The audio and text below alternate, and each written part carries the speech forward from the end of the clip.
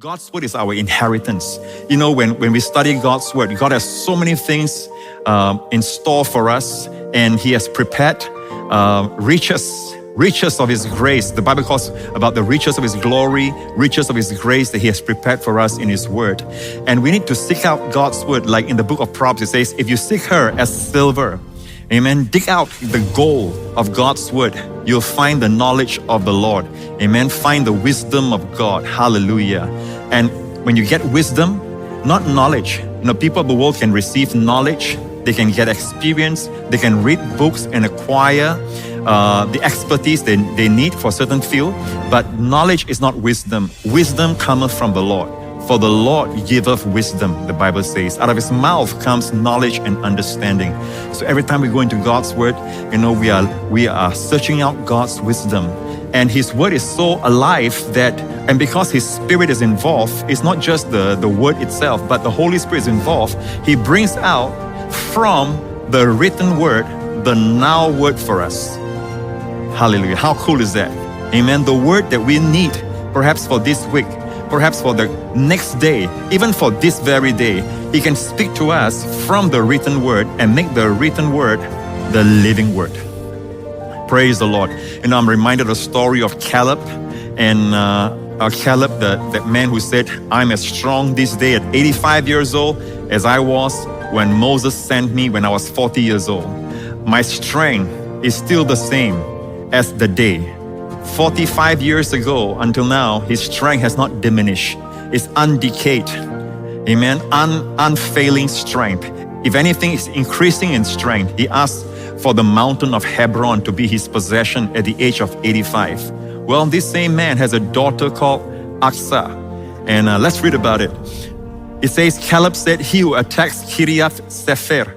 Very interesting. Every name in the Bible has a meaning, and it has a meaning for us today. You know, I just want to pause here and just show you this from 1 Corinthians chapter 10.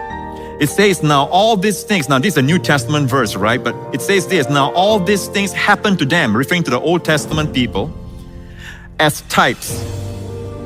As what? As types. The word there in the Greek is tupos, types, and have been written for our admonition, upon whom the ends of the ages are come. So even all those things in the Old Testament, they are written for our admonition. So in other words, it is not just when God tells Joshua to sort of set out the boundaries of the territories that He has given to the children of Israel, and this tribe will inherit this portion, and the other tribe will inherit that portion.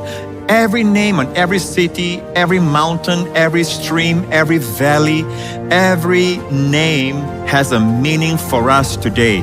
And perhaps it is an area that we have neglected, that's caused us to suffer in that area. And perhaps it's something that God wants to bring us to our attention, because there's yet very much land to be possessed. That's the word today. There's yet very much land to be possessed, and God wants to give you the secrets, amen, of possessing your possessions. Praise the name of Jesus. So in Caleb's story, it says, Caleb said he who attacks Kiriath Sefer. Now, even Kiriath Sefer has a meaning. This city means literally, Kiriath is city, Sefer is book, city of the book. And whoever attacks the city of the book, now look at this, the Bible, the word of God, is the book. Amen. It is the written word. But watch this. He who conquers Kiriath Sefer and takes it, to him I will give Achsah my daughter as wife. So Othniel, the son of Kenaz, the brother of Caleb, took it, and he gave him Achsah, his daughter, as wife. Othniel, his name means lion of God. Achsah, her name means anklet. And whenever it talks about the ankle of the foot, it speaks of possessing the land. Every place the sole of your foot shall tread shall be yours. So we see here that names have meanings. Othniel means lion of God. Just as I see a picture here of the Lord Jesus taking the scroll, the book. He conquered, amen. He conquered the city of the book, and he received. And who is worthy? Amen. Who is worthy to loose the seals thereof? And he's the only one who took the book. And the Bible, only there, the Bible describes him as the lion of the tribe of Judah. And Othniel means the lion of God. And he conquered the city of the book, Kiriath Sefer. And the Bible says that Caleb named the city later on Debir. So Kiriath Sefer became Debir. Debir means, Dabar means God's word. Literally, he who conquers the city of the book, the written word, he who really masters this book, amen, will have the living word of God. Only then can you speak, amen, as the oracles of God. Literally, the city of the book became the oracles of God. Debir means the oracles of God, the spoken word, amen. But there's no spoken word unless we spend time in the written word. Praise the Lord. Now it was so when she came to him that she persuaded him to ask her father for a field. Now obviously she has married Othniel, and in this context here, so she dismounted from her donkey, and Caleb said to her, "What do you wish?" She answered, "Give me a blessing. Since you have given me land in the south, give me also springs of water." So the father Caleb gave her the upper springs and the lower springs. And finally, we just read she has the southland. The father gave her the inheritance of the southland. Now, the southland of Israel is quite arid and dry, even though there are a lot of great things in the Bible that happened that historically is rich, amen. But she possessed the southland, but she needed what? Because it's a land that's exposed to the sun that brings forth precious fruits, brings forth great things, amen. And the Bible says that although that it's a southland, it's a great possession, she needed springs of water. And so she asked the father, "Give me also springs of water." Would to God that we will produce children bold in their faith, strong, amen, to ask God. Just like Othniel, he was bold in warfare. His wife, Achsah, Caleb's daughter, was bold in petition. She asked her father. She never felt like, my father already gave me a southland. It'd be too much for me to ask him for extra land for where springs of water are flowing. And I think I'll be imposing. It's like I'm asking too much. She never felt that way. And child of God, if you have the spirit of sonship, amen, you honor God when you ask big. Don't ask small. When you ask small, you don't honor God. Faith pleases God, and God is pleased with faith. And she asked her father, we can ask our heavenly Father. You know what the father gave? The father exceeded her request and gave her the upper springs and the lower springs. Springs that come out of the mountains and springs that come out of the valleys. Amen. Gave her this inheritance. And these are pictures of the Holy Spirit. Sometimes, after I share with people the Word of God and all that, and I felt like, today I didn't feel the anointing. I didn't feel like the flow was there. I will go back and I'll tell God, God, give me springs of water.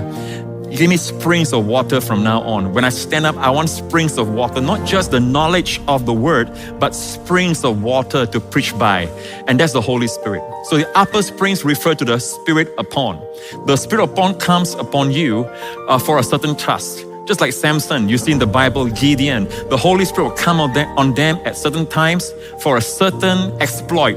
And then it's a successful exploit. By the way, the word there is saleach. The Holy Spirit saleachs on them. And the same word is used for prosper in the Bible. Whatever he does shall saleach, shall prosper. It's the same word. The Holy Spirit comes on you. And it's usually when the Holy Spirit comes on you, it's for preaching, it's for sharing the word. You can share with your colleague. The Spirit of God will come on you and you can share, and you'll find words and that you never realize that you have those words in you, and you will start using illustrations that you never even thought of there and there, because you know what? You are no more operating in your own natural strength. Right now, the Holy Spirit is anointing you and giving you the words. You don't premeditate to say certain things, but it comes out because your Father will give you the words to speak in the same hour, and none will be able to resist the wisdom and the spirit by which you speak, because right now springs of water are flowing out of you. So child of God, we have all these things. These things are our possession, and don't be complacent, amen. Don't be just satisfied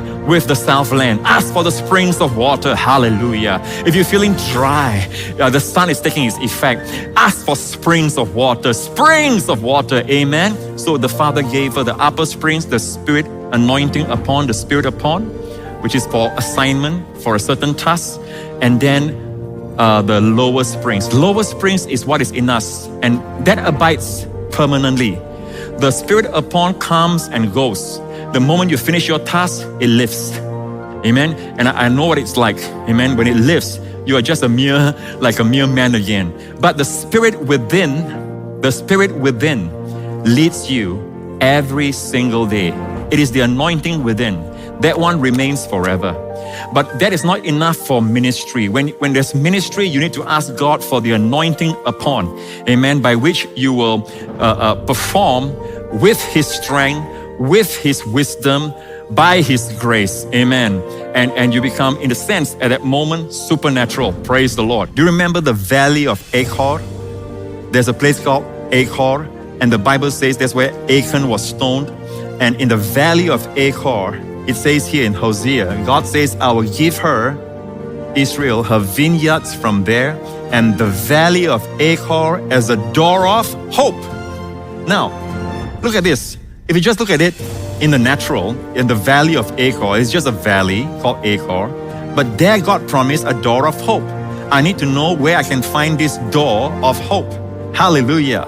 Praise God. God has opened a door of positive expectation of good in my life, but it's found in the valley of Achor. But when we look in the Hebrew, Achor means trouble. Achor means trouble. So in your trouble, look for the door of hope. And the Bible continues to say that you will sing there as in the days of your youth.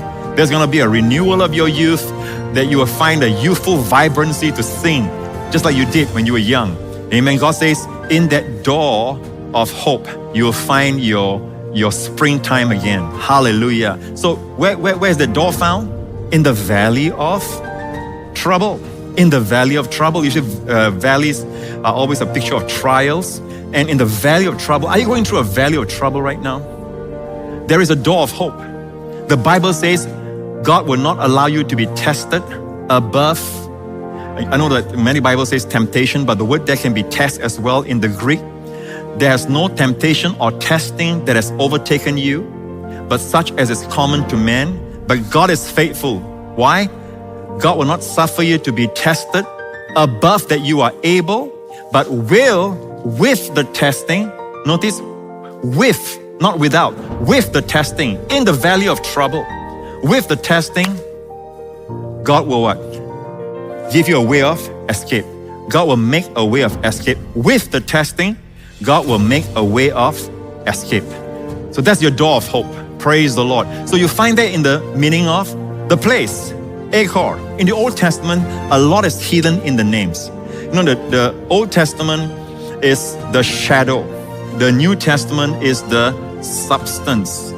Or you can say the Old Testament is a type, the New